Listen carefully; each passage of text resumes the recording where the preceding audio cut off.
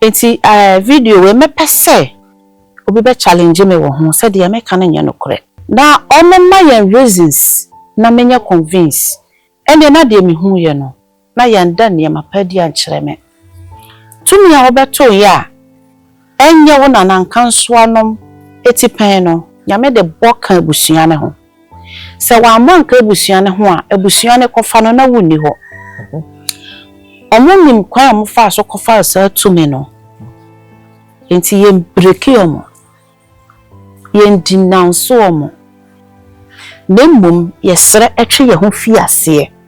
Oh, okay. Me breaking yoke. Which yoke? Sir, dear no, I'm saying you breaking the yoke, no. 40 days. No yoke will be broken. They don't break. Spirit do not break. They multiply. So I'm saying me person will be me kanchira me say me boa. Or the quotation e be but in a headache. The problem is so no. But shada as a suit. And I will convince public, you know. So break yoke. Which yoke? You can't break it. They are unbreakable. It is about time say one hour see echo da all night. Echo sre. Yes, I'm paye no. Edu mo ye funu to kwase sayare no. It's about time say omunya sa ideas and say spirit do not break, they don't die, but they multiply.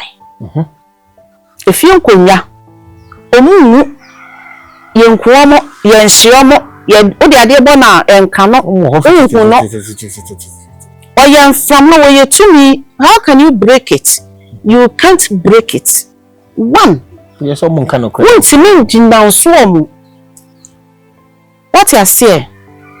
Sa ehwo no so na ba chirem nka me ba no so how say obi wo ha ya wo no to me fa say Christosum no dey wa Sunday school ya ba be ye eldampo wa sorry onim nechi ebi kwa badane asofo asofo mpanifo nti say o breaki say obi saa no oka say o breaki a enyi yi agi oyi ne hu fi ase na onim tumi a ye kwaji be say busua no ana onim nechi no obeye den me da say obia bompai bo onim tumi kwa obompai etia no enti wonim tumi kwa obompai etia no Fane say we need this day nursery di and ekasa try to convince them.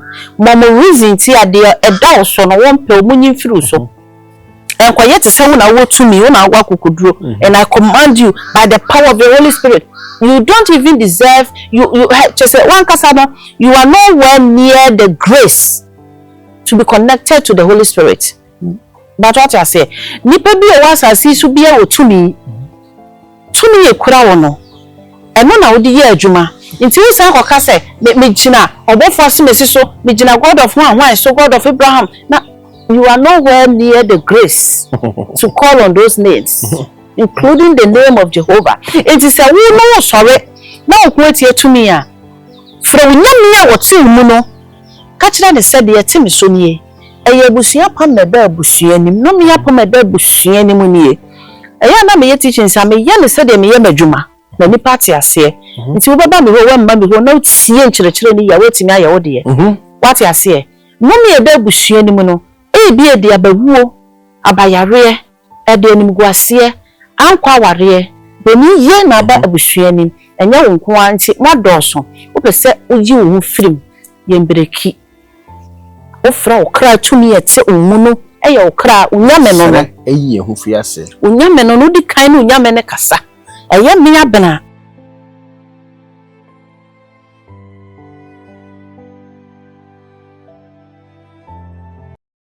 me mama kwad ba eba nature servant afeye so idiane na akua ade kagaza emi se munni me dada ene de me nko na me nam ye wonu bebra ye mpa ho ntuma nkyere mu ene ye dakofo kra ye be pa hu nyina ntuma akyere mu ise bi wo mu na se ohie bia na bomoden afre me pa cho ye nwanom mema ye ba mo ye mema aju ye de ne nya de ufa ye se de purposely for a man ko a ye fu tirim wadwenim fu na ase ye ohu adwuma Emma, what in cannot be possible?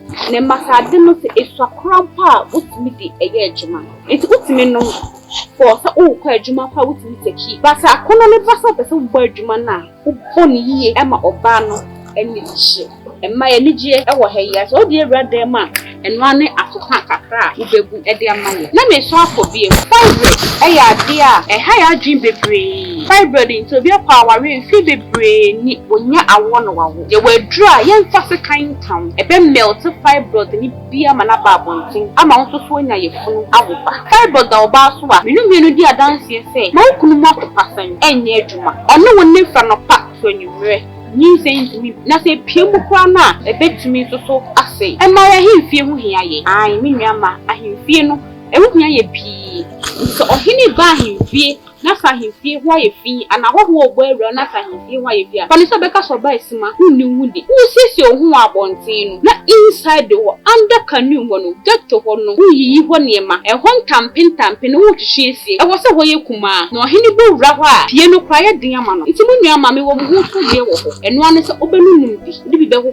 ho eno ano no na so ohini bo wura ahimfie ho a yire be fi ne chaw ewo ahemfie ho okwa obesan so ababiem na make na menka senwie ye ka ne se bia stroke wo stroke na so mfie bebre ni sia na eba ye nchen ede bosome mienu bosome ni enfa oba the nature servant or wonju ede tumu se edo bebre wo system ni obi edi edo ho dance na mo amunim abaawa no munim ne nsa no adwuma na mo amunim enye spiritual eyimfa no woye physical so kan ene beya enipa no wo san hu yade wo huhu no na wo san ho na mani eso ka ho enti se wo stroke na sada wo so che bebre se wo nsa na enye adwuma ana wo nan na enye adwuma ana wa no achim ana se untumi kwa keka ho kra na wo ba na so ye so a obehyew ama wanya ahoden ane na me se ebabiem ye fra bibi ti se ema ye wo candy gonorrhea syphilis ye woni nyina wo e ka ho bebre na mema ye no so kofom e ka ho bebre susu na ye ma ye mu no ya himfie no e kwan ne ye kese so pesa himfie ni ka chum kete na wo so mo jeni mu so ya je free ho a wo ba the nature servant ho a ono ye health enya brofudru ye ha maya no wako nwrem okwa ye mutu wakotete na wo de aye eduro ede ahye ene yade ye keka ho aye modi yade bi wo ha ye ntimi modi no afi so wo sa yade ni na so upe eduro a ebetumi asene fatahye a wo ba the nature servant afi ye so wo sabeke no screen na wo hye no numbers na egusi me pa chobo modi na peke ne free eduro ne mfa ho ne ba bia wo so wa buchi so wa African countries yeah so wa Ghana see baby who be a delivery for juma e be send one me dem want to for e be share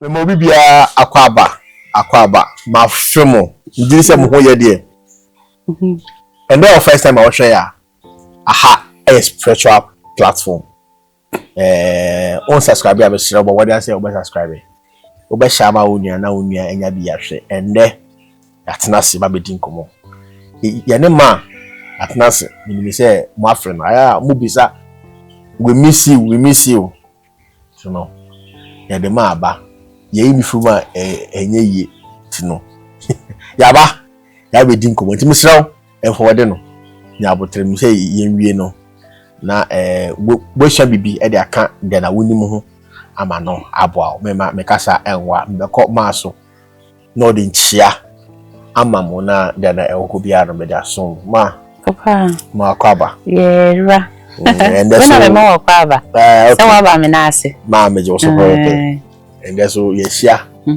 mu ache pa manka mu ache no kre ti ende so de yesia ide adesua na ye besia ya se yesua de no kre ti na yesu na ntim pacho iti for no se oba fru nti no ti omo na me da se yo bia no me da se enchia stronko enkoma ye cherished subscribers ni nyina mechia mo nyina mechia ye maame atrebu wa one day tv maame chia mechia Mr. and Mrs. Tu ahene Mr. and Mrs. Labi mechia in fact mechia ya dofo ene ya boafo mechia busia me free mo for so ena wa ye first time I come across a video just from kona me dem nya botre na hwe video no bia na wasem bi ano yie wa ha eye pure spiritual teachings me nkom ye de wo me nti ye be wie no obete de ye be ye nase me da se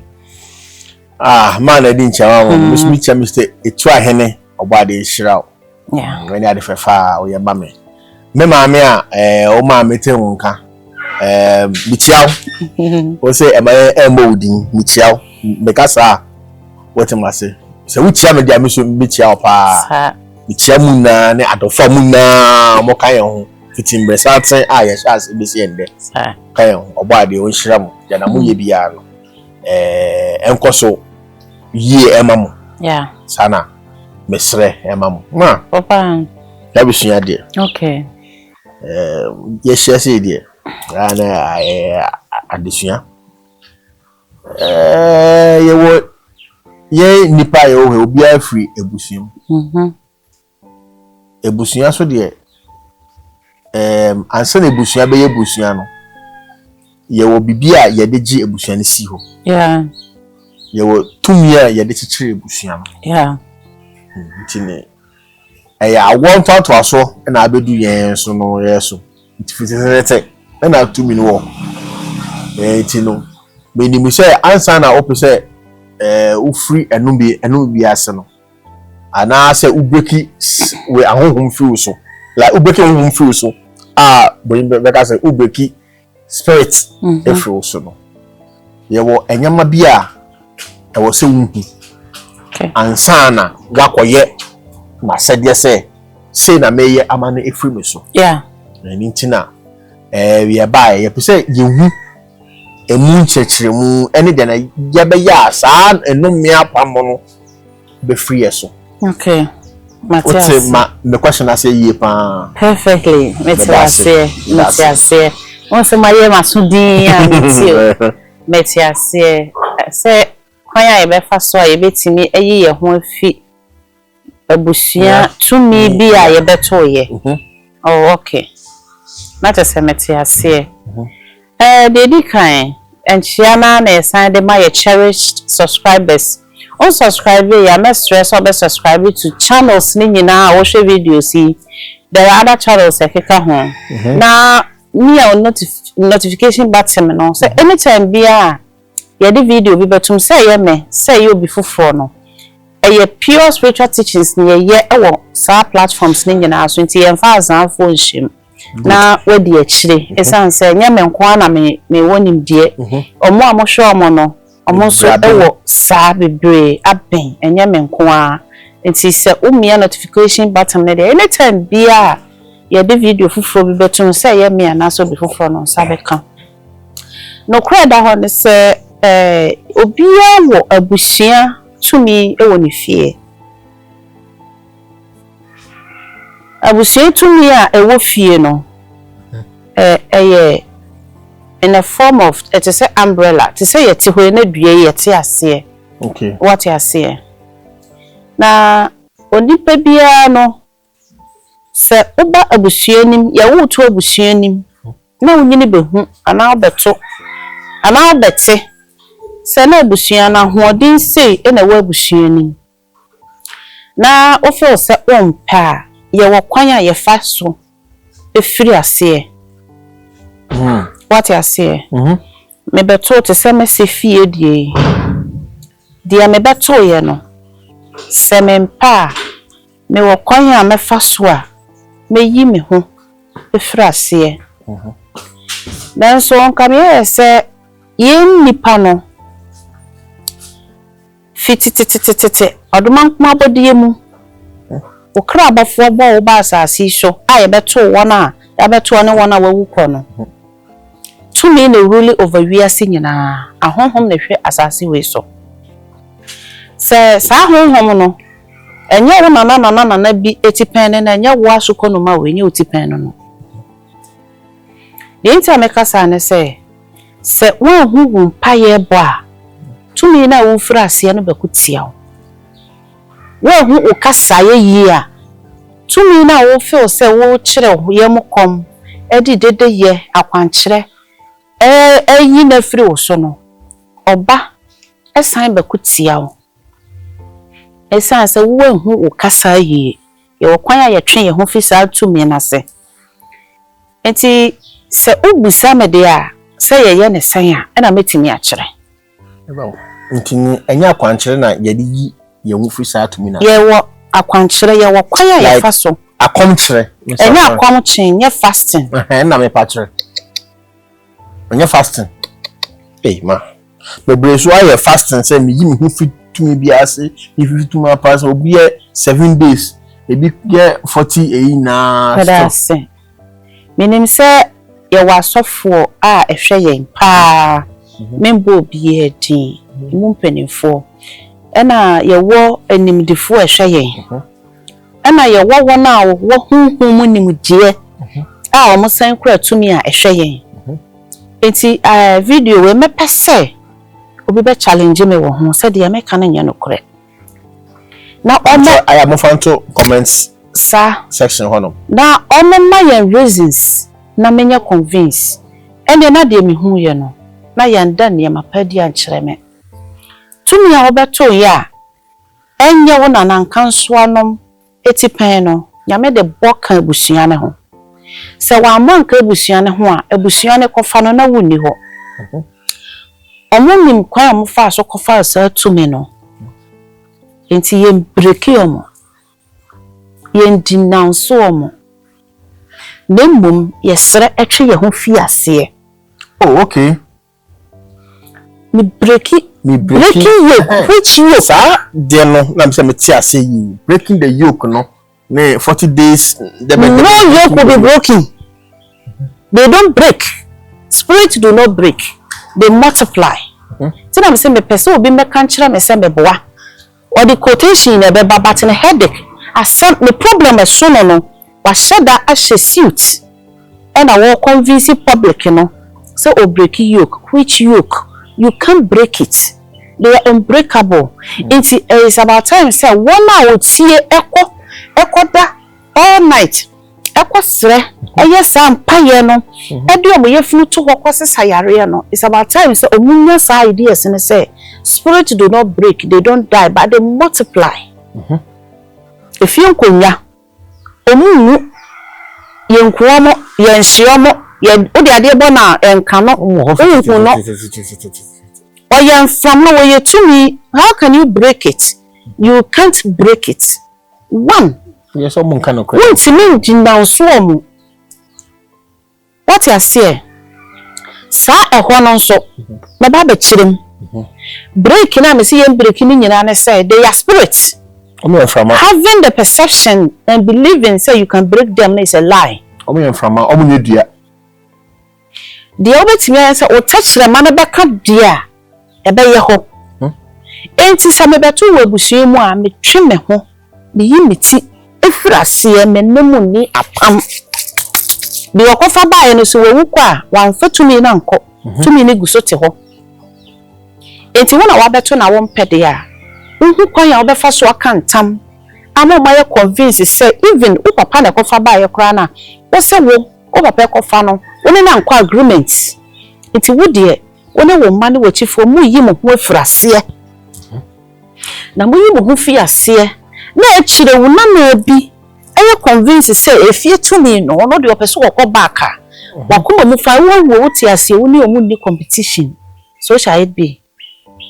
A written statement as spiritually omo make intine say wadu asem be ya adwuma intine say onana bi ana oba bi let you back son omo na so de kwa kwa ase a it's allowed because one fa before any man communicate. Okay, one more hope say wase nipa ye yase e be kwa miles so wasu mu bana wo fu mu babi dachi bi kwa udin da ho so wo yemu bana no ba wo ye wo ho ene wo mani fi ase ma wo ka che mo say dachi bi e bi 100 years to come bi na wase bi e be discover fie ni mutumi na o ka so no de opa unni ho asemo a omo market ho because the obeto ye no se market ho enti omo so kwa agreement say obi yi ni bo free mu a ye ni ho asem.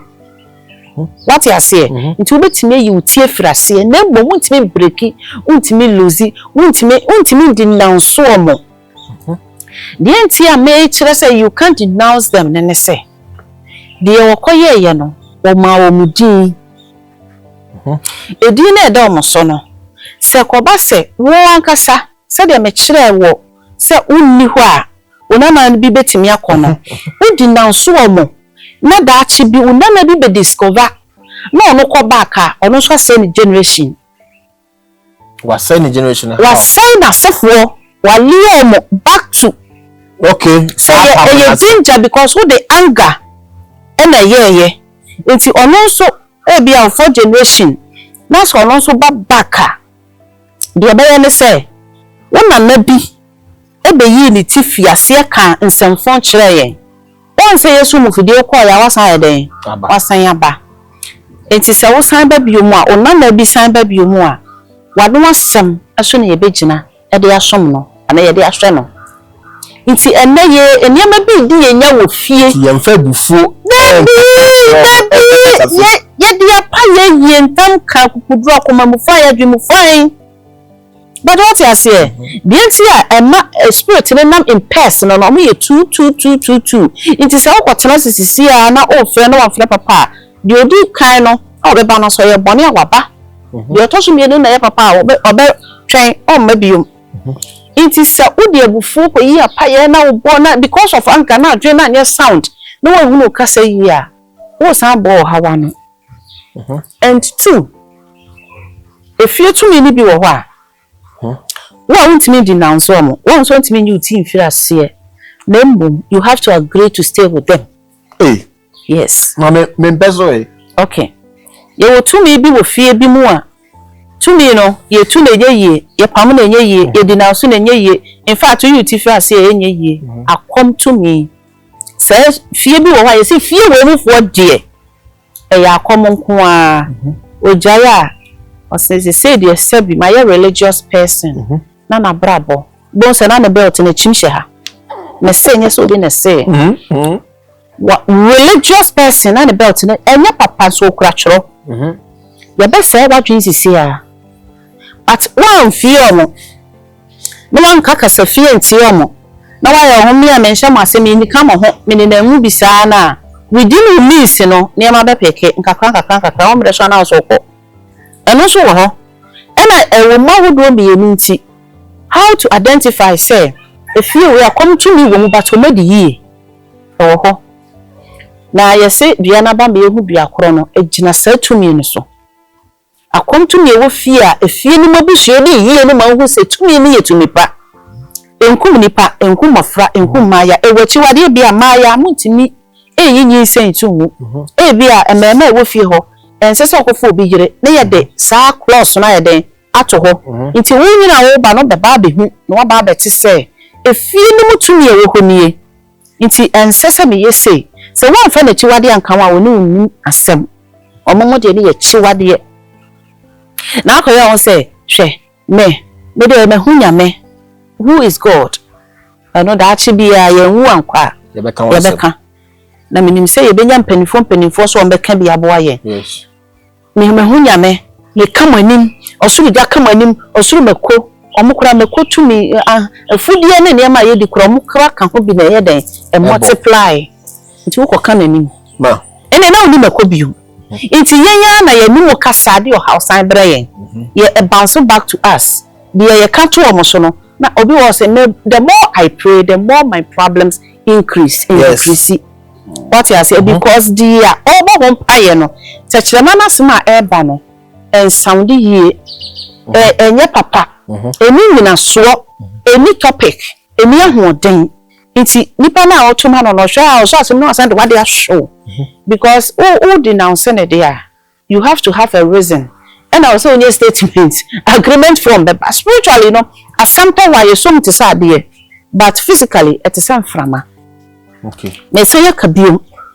Mu no. Wa no asem if asem firi wa no ba. Yetimi som. What you say?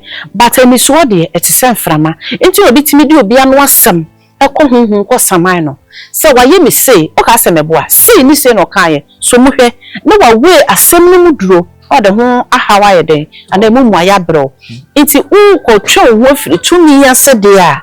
Wasem no mu duro. Eye say o twe ho na nye se o break you, nye se o ku am, nye se o denounce am. Okay. If you to me no. Okay. Ye nya rough woman ni. Ma, enti no me bisa asem 2 1 asno nipa bia me hunu se obeyi wo afri tumi efie tumi ase no se unim gwachi a ehumbe yeza wako bisa gwachi owo se okwa busa obi wo se yamfa yankwa ye kurom da enti oba na ko hu ni kurom ni maami echi ni papa echi na ka kire na ote ho basa hu dia wonka obi time ba utim so ye odehye ebia ne nana yo hene anka adidie ewo no assemble da ne so obi time ba hu se adidie ahomada ne nan da ne mama so o kan se ye mini echi o na chese odehye bi ba e na ayira e no ne na awofo no mu bi nyame ni so nto what ya se ye won krofo sa enti se ono woni nachi no wonnim wachi na wo bo wo mpa ya boni nyansam nka me ba no so awu so se obi wo ha ya wo no to me fa ni se Kristo su ono de wa ko Sunday school adi ni ababaye eldampo wa sorry onim nachi ebi kwa abadane asofo mpanifo nti se o breaki se obi saa no oka se o breaki a enyi yi aji oyi ni mu fi ase na onim tumi a yekoji be se ebusia no ana onim nachi no obeye den meda se obia bompai bo onim tumi kwa wo bompai etia no enti wonim tumi kwa wo bompai etia no fa ne se oni dey nursery di and ekasa try to convince them mama reason ti ade eda so no won pe omunyin firu so enko yet se wona wo tumi wona agwa kokuduro and I command you by the power of the Holy Spirit you don't even deserve you just say one kasa no you are nowhere near the grace to be connected to the Holy Spirit but what I say nipa bi o wasasi so bia o tumi e kura wo no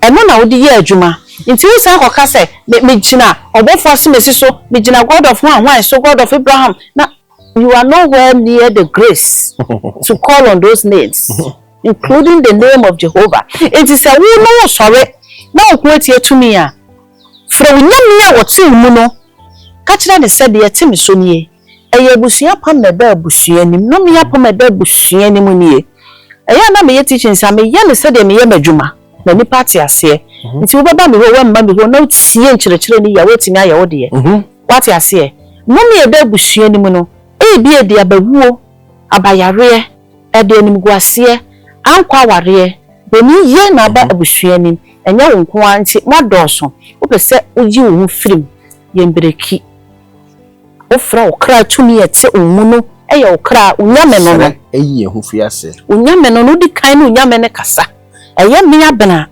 fra me kra abena se tie me show sa asema me bekan je me kan difo made ya me koye ne mram na afefie tumi ewe busuam mesre se di obi koye ya mimi ho eni di obi aya mehu a mehu nyansan stope se me de me ho abehye mu bia ene me yi miti efrase mesre me de me krasre eyi miti me ma me nana ne me nana nkanso no eti frase nti se da chi bi onana bi ba no behu se efie ha be yi kura wa ha na ye ma ne bi na ope na ochi a o de wo ko uhuson asma o kan be ye adwuma ye mbreki omo enti na one prayer request na yes answer ye no kasa no ekratumi nti hu kasa yie nti ye deliver obi ene o chino san ba asore e be san deliver no de bi otwa hwe wa asore adentia otimi a spirit are very funny obetimi akogina ba bi no hwe upie ya no obokuto no asan ewro mu no no ko obeyusu but they don't say in us omuntiment na yemu because already as you cross spirit in the nam nti na o attach obi abeko bia na odi wachi nti say ye fi nko nwa say abawu a ana asa mrantie mu wo eja mu dro mu wu a o hwe hinti wo eji ne kura nuru na pa no wo kon want to because what provoke no ohu nti ye spirit ye wu a ye be spirit nti ense say ye provoke spirit bi but what you say so you are yes you are spirit until you can't provoke spirit the emma ya hu ya mosre na omuwe ya we look funny to them say you cry we there until you hu nte wo mani until say ye dede a na ayo mo say we don't know what we are doing until dia obeye bia no aye ne sere ogina ba bi din ya no ahwe odi because as akwala wo dada no the ice cream ama no so na aduro sha ase Ofo say na dwemu de ofo say we ni but na wo na wo ye den we no nti ye hu kwan a nipa obefa so abo mpaya aka wasem a men ka ne say o cast o spell a eno na ye adwuma ti say ye bodua na me kan akukuduru obinya de bodua no ehia sa tumi na no de adane sa tumi ni bi na me ka kire tima say o fra o krada ti wu ene na akasa onya me no me kwa say ebia ofre ebia me kra kosi me no wo kasa imagine say wabegina ho wo na kasa face to face sa na mo pe no sa na ye kra tie mo no mo pe no ti obi o sifa ko mafa konya tena se me ni nya me kasa ono okra na e kasa no fa akonya mienu out ba so da ono nya me na e kasa no one has ever seen God before na me bon ba se da chi bia no nipa cross o timi sculpture nyankopon o my picture of nyame no me share na bisa say oyede hu no because o say na me wo ho ansa na osoro ne asase ebeba na before we gina beba na mframa na yeden ye wo ho nti who is God what you say ti nyame ye honhom he is unseen and o ye honhom bia so bi nti na wo fere bi ya ade ye yie nyame ye tumi bia bi oye utumi oye mitumi oye obi etumi say ye be ya nyame no hwehwe wo de ye nafa on say nyame sesa hwehwe wo nyame no nafa because nyame won kakasa bebre o kan kasa baako makapen mekada meka amesa ka biom say wakoma mu asem a wo kan kasa no eno na nyame te enye wangara enye mamprosi enye dagomba enye twi enye anwona enye den wakuma mukasa ne pene nyamete so what one voice from you nyina e was asase so enti then who is God or say wo hwehwe so a hwehwe mi wo mu na obehume na ade ne wo ye mu nya okra ene akoma ti nyamete wo mu enti say tumi na atu mu no na sa wo hwehwa ya ade a one ne nka asem a eto asom enye de wo fo say wo kan fa wo adi ti no bitimi ko bo mpa ya obeba na asem na ye west sa na tie papa Nancy be say the first night to bomb pie mo to say hey I feel be see me there nearby ye Africa na oda bobo see sure tine dia wo kan dey no kwapa na wo kan sure say yan hwehwe sa nimdie we ya ye be chi mpaibo bia ache yan hwehwe sa nimdie we ya ye be chi mpaibo bia ache onyame eye nyame ma ye nyina na wogya anyame we ye nyina ye mu esanse ye hwehwe na ye hunu nti waye ye nyame nketoa nti setumi bi ene wodi esi a ono so ye nyame ade nti nyame tumi eti wo mu no fresa tumi no na eni setumi na edi wasi ene wodi esi ni hia na mmom ewo se hu okasa eyie papa wati ase wa hu okasa eyie a osumafo ne kwa wo ntimi nko enye adwuma wo suma ne so nko ye obeba with empty hand okay ati ase video we dey me stress say obi hwe na wonti bibia se a na wo question from be say repeat ma mbisa osase mu na ya fa gosi ya kan wasem aka wasem but me say me bisa ebia obi first time a wo hwe yen me fa ne say wetie say me fa ne say wetie this topic yeah ya kan wasem but onipa no prefer say ono no ohwe mu a saa nyama no tumi no a obe be kasa no ebe no hwe mu a ohun ni say ontumi na me bisa say akonya wo honom say obeba na waya ma no ebi adane bo na watumi eyi no sure no kwan ho bibia so wona kwan okay see wo Nina ebebe se bi ade bia ni onuma enye possible possible papa ye wo niama ye de sa de no wa person ye wo fie so a obetimi aye but ye wo items a obi chire ma ya amawa na kire se o ye ahenwa ne de o ye ne kese no preko nye de awo ye no china obaba be ye bidibi